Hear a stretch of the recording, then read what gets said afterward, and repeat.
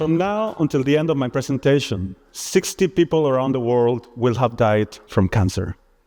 The results are clear. This disease is one of the main challenges for the public health in our times.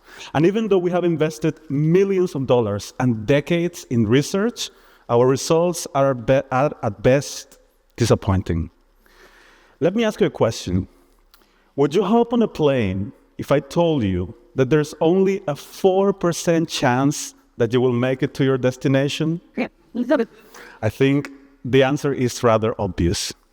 But these are exactly the chances of success that have the new medications that we discover and that work very well in the lab and even in our mice models, but that fail when we go to the more challenging spaces of a clinical trial in humans. Then we have to change the way that we think about developing new medications. And that's exactly where I come into the game. The objective of my thesis is to develop a new system of clinical trials that uses dogs as a model for developing new medications. Yes, you heard me right, dogs. But don't worry, I am not Cruella de Vil with the dogs in the lab making crazy experiments. Much in the contrary, we profit from a completely natural phenomenon. I'll explain to you.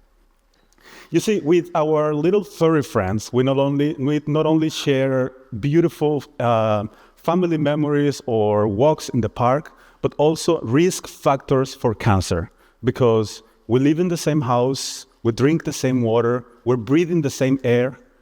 In summary, we're exposed to the same things in our environment. And what this means is that the cancers that we develop are very similar structurally, but they're also responding very similar to medications and therapy. And it's exactly this similarity what we profit from in order to make clinical trials in dogs before we do them in humans. These systems allow us a more efficient and more effective way to focus our resources and medications that are more likely to succeed, and also provides the dogs with access to cutting-edge technologies and therapies that would otherwise not be available for them. At the end, we would not only have a good medication that works for humans, but also for dog patients.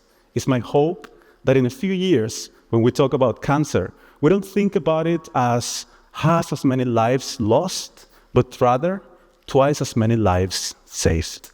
Thank you very much.